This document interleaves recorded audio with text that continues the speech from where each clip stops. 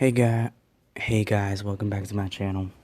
You guys already know what it is. What if Deku was cross sounds? And before we start, thank you to the person that pointed this out to me. That uh, Cross Kara is a dude. Cross Kara is a boy, not a girl. So basically, everything I said about Kara in the last two parts, um, uh, it's Deku's brother, not sister. I got it wrong. My mistake, guys, but better late than never. But yeah. Part 3 of What If Deku Was Cross Sound. So, if I'm not correct, Deku and Kara were about to begin their epic fight at the USJ. Because all of you knew as soon as I said Kara got picked up by the League, we all knew this was going to happen eventually. So, let's cut back. Deku and Kara had their blades at their sides, ready to draw. Deku's blade glowing crimson red, like the picture. And Kara's blade, his blade is glowing purple, pink. It's purplish pink. It's not dark, it's light purple. That's what color it is. And both of their eyes glow. Deku's eye glows blood red, while the other one glows blood red. And Deku and Kara both still have their heart lockets from when they were young, because Kara gave Deku. Let's say they got like heart lockets from their parents before Kara went missing.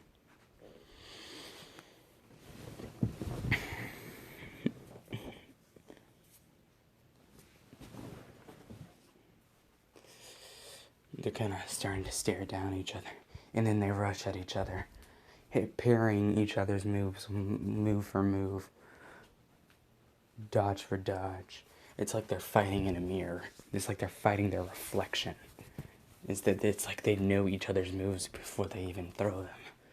So like, say let's Deku summon some like energy knives to shoot at her, to shoot at him. Jesus, this is gonna be a transition. He just summons some knives to throw at him, and Kara just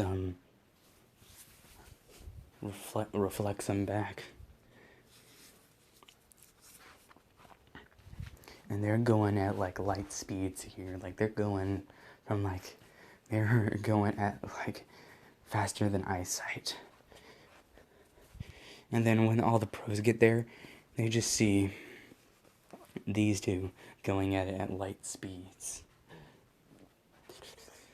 And they just keep going and going and going. Hitting blow for blow, attack for attack. Let's say Kara, he pulls out overwrite and basically makes it to where that they're falling, like to the ground. Like overwrite, what overwrite is basically not Jesus. It's a dude. He. It's weird because Kara is a girl name, but he's a dude. Man, this is gonna be difficult. Basically, what overwrite does. I cut up before it happened. Basically, what it does, she can alter reality to a certain point. It's not like God mode, but it's reality manipulation. Basically, she can change not really reality. It's, how do I explain it? Basically, she has a bare minimum of what she can do with overwrite, because I don't want her to make him, oh my lord, him too overpowered. And basically, back to the fight, Kara makes to where they're falling, and they're just like staring at each other like this is like nothing new. And then Kara, what he does, he summons a bunch of like energy knives, And when they land on the ground, these things swarm Deku. Like they just start cutting into him. And all the pros are like, this kid's gonna die. And then what he does, he reaches out his arm, he grabs one of them, and rushes toward him, toward his brother, giving the slightest cut on his face. But it's like it's not like down the middle, it's like diagonal from the forehead, between the eye and the nose. But then it kind of glitches out of existence. Sorta. I don't know how to explain it. Because no one really knows how it works. And then they keep going at it. And then this fight keeps going, and all the pros get there. And it's like, all the pros are just watching this, not even trying to stand in, like, try to stop the fight. Because if they stop the fight, they're gonna get caught up in it and get wrecked by these two. And it gets to a point, basically, where all the smoke stops. And then they're just there holding each other. They're like locked. Their swords are locked. One glowing red and one glowing purple. And then Shigaraki notices all the pros are there. And Shigaraki's like, it's time to go. And then Kara's like, and then he jumps back from it. And as Deku's running towards her to try to, knock her out, restrain her, she, teleports. She gets warped out of there. Like, as the smoke cloud surrounds her and encloses on her, Deku swings his blade one last time, only slashing smoke. She was gone.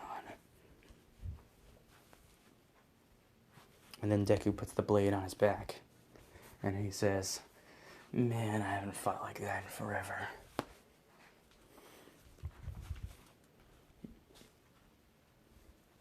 But that's the hit for the USJ attack. I felt like I wanted to do this, and it was only canon. It was predictable. But what's next? Did I? Yeah, I think I did. Okay, I think we're good. But so sports festival. So Aizawa comes in one day. One day in class. Aizawa comes in and basically tells them to get ready for the sports festival because it's happening at the end of the week. At the end of that week, and Deku basically gets ready. The obstacle course, Deku teleports to the finish line, winning first place. Cavalry battle. Let's just say they had the canon teams, because I don't feel like to making new teams for Deku. For Cross.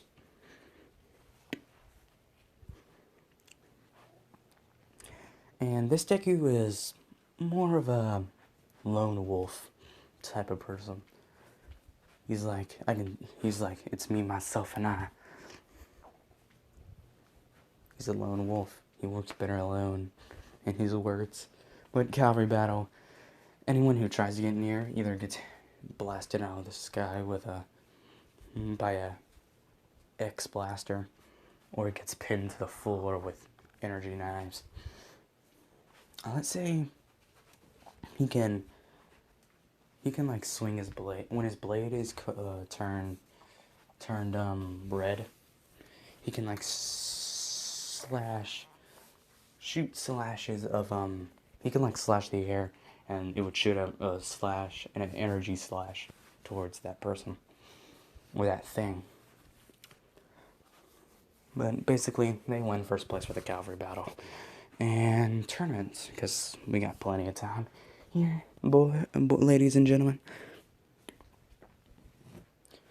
But yeah, First round, Shinzo versus Deku. Let's say Deku doesn't talk much anyway, so why would he talk to this complete stranger that he just met? So what he does, he kind of just rushes Shinzo, punching him out of the ring. One punch, he's out of the ring. Second round. Second fight. Todoroki versus Deku. I don't know why I'm talking like this. I'm bored. It's late. Ow. But on to the fight. I don't know. Yeah, there we go. Yeah, I got an idea now. So basically, when they get out there, Todoroki starts shooting guys, but Deku kind of does. He summons his blade, and he kind of pulls a stain, and just keeps cutting up the eyes, dodging it, cutting up the eyes, dodging it. And Deku's so good with with these blades that he every time if he like honestly tries to when he swings his blade and when he swings his sword, it doesn't look. He goes faster than the eyesight. That's how fast he swings. But he's just cutting out the eyes. And Todoroki is forced to use his fire side. But that doesn't work much either. Because Deku would just what's the word for it? Where they deflect? Yeah, deflect. He kind of just cuts the beam in half. You guys know what that is, where the people cut the giant energy beam in half with just a sword.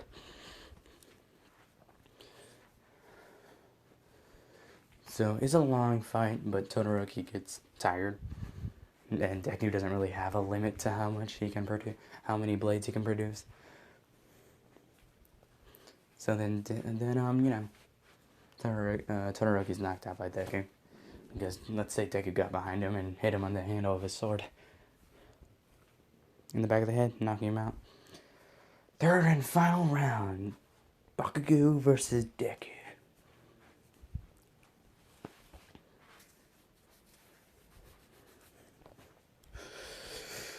I don't want to. Yeah. Basically, the fight starts and how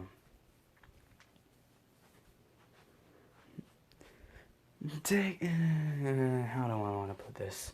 Yeah, there we go. Yeah, I got it now. Basically, when the match starts, Bakugo rushes Deku, thinking the best way to beat him is rush him and beat him as fast as he can. But Bakugo doesn't know that Deku's the god of speed, and basically the god of speed, because one, he can teleport, and even when he doesn't teleport, he's fast enough to do that anyway. So he's so fast, he leaves after mirages, or speed mirages, that's the word. So Bakugo explodes one of these speed mirages, and he thinks, yes, I just got got Deku. But then the smoke clears, he's not there, he's right behind him, about to pin him to the ground with energy knives. But Bakugo turns back, tries to explode him again, still doesn't work. Then Bakugo gets mad and starts to use his Hauser impact on him. And Deku's like, no. And when Bakugo uses this, he uses it on Deku. Well, what Deku does, he summons like 20 X blasters.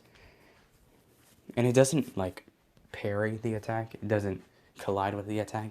It basically creates, it splits it. It splits the giant explosion with this blast. That's basically what it's doing, blocking Deku from the explosion because it's being propelled back by the X blasters. And then Bakugo, being tired, passes out from exhaustion. Deku wins the sports festival, flying colors. That's it for this part, guys. Make sure to like, subscribe, comment, and I'll see you guys in the next part. Peace.